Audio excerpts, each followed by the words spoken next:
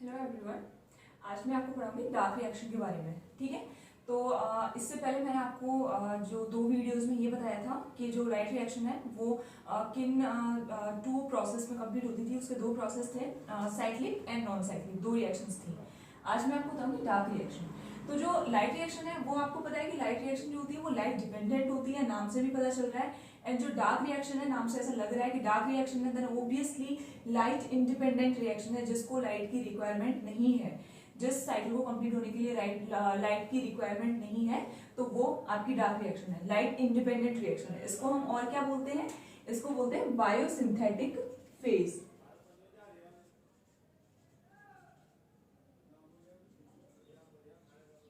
इसे biosynthetic phase भी बोला जाता है। तो जो डार्क रिएक्शन होती है वो टू पाथवेज में कंप्लीट होती है। First one is C3 and second one is C4। तो आज मैं आपको C3 साइकिल के बारे में बताऊंगी कि जो C3 साइकिल होती है वो किस तरीके से कंप्लीट होती है।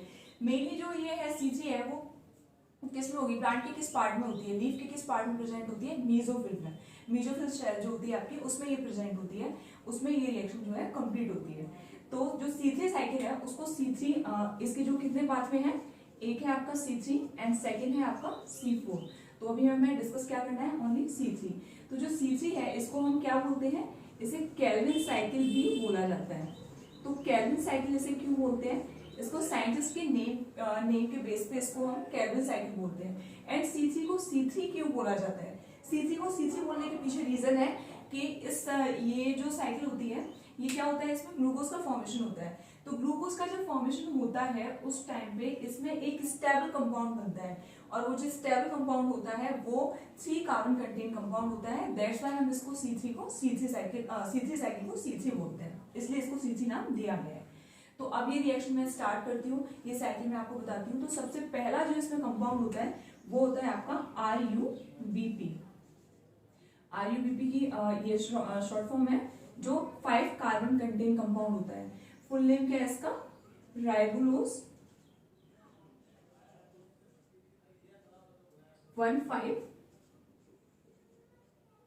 बिसफॉस्फेट। ठीक है, तो ये इसका नाम होता है, ये कंपाउंड होता है RuBp। अब ये क्या करता है, 5 कार्बन कंटेन कंपाउंड है, ये एटमॉस्फेरिक CO2 को बाइंड करता है अपने साथ और क्या बनाता है, 6 कार्बन कंटेन एक कंपाउंड तैयार करता है।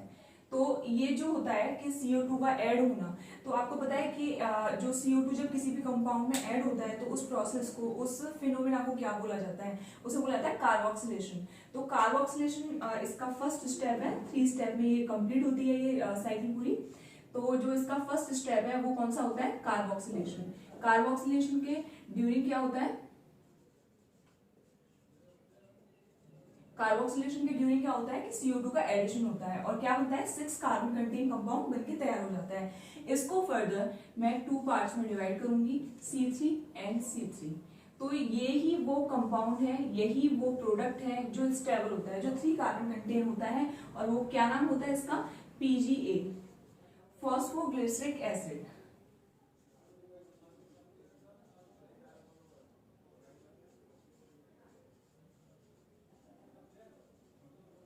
ठीक है, तो ये कंपाउंड बन जाता है, यही स्टेबल कंपाउंड होता है। अब क्या होगा, 1 PGA है ये, ठीक है, 1 PGA 2 PGA, तो ये हो गया। अब इसका क्या होगा, अब इसका रिडक्शन होगा। सेकंड स्टेप जो होता है इसका कौन सा होता है, रिडक्शन।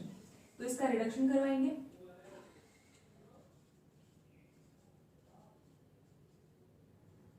रिडक्शन किसकी हेल्प से होगा, ATP एंड NADPH। ठीक है, तो ATP वो तो कन्वर्ट हो जाएगा आपका किसमें, ADP एंड इनऑर्गेनिक फॉस्फेट, और सेकंड आपका क्या था, NADPH। इसको मैं यहां लिख देती हूँ, NADPH। तो जो NADPH है वो किस में कन्वर्ट हो जाएगा आपका, NAD+। तो ये आपका रिडक्शन हो गया। रिडक्शन के बाद क्या होगा, आपका जो ट्रायल शुगर है,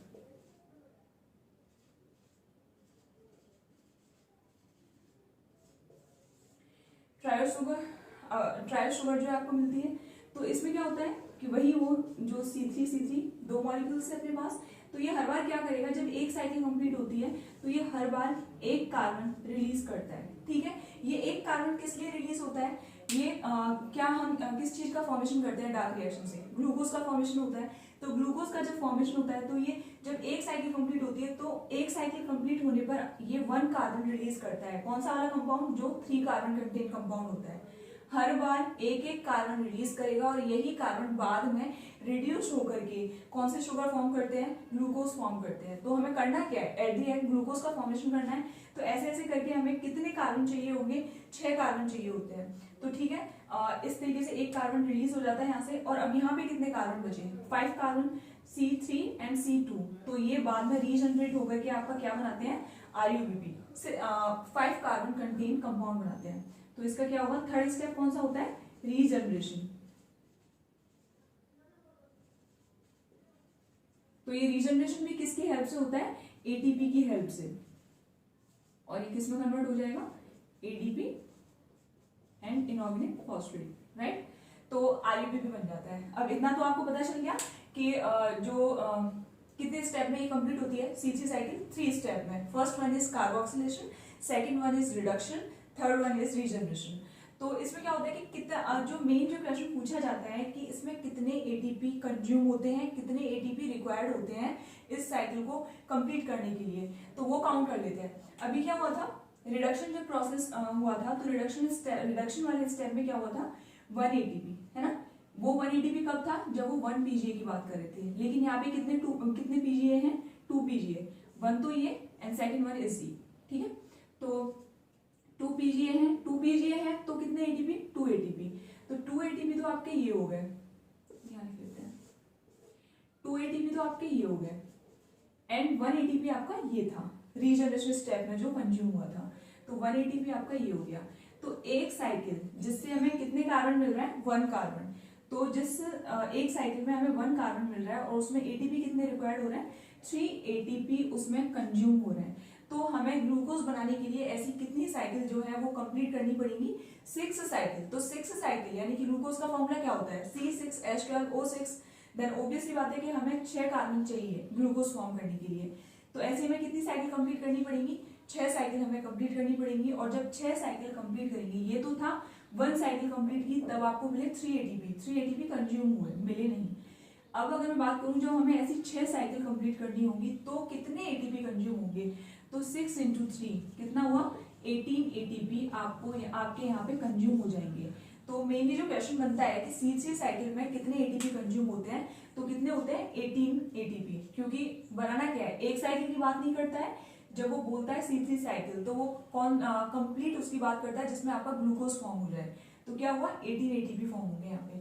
तो जो नॉर्मल सी जो इन्फॉर्मेशन थी वो मैंने आपको दे दी है। एंड इसका जो नेक्स्ट वीडियो है वो मैं बनाऊंगी C4 साइकिल के ऊपर। सो प्लीज इसको अच्छे से देखना। अगर आपको समझ नहीं आया हो तो आप डाउट जो है अपना कमेंट में पूछ सकते हो, तो मैं वहाँ भी आपको बता दूंगी अगर आपको ये समझ नहीं आया है तो। So thank you so much, please like, subscribe and share my video. Thank you so much.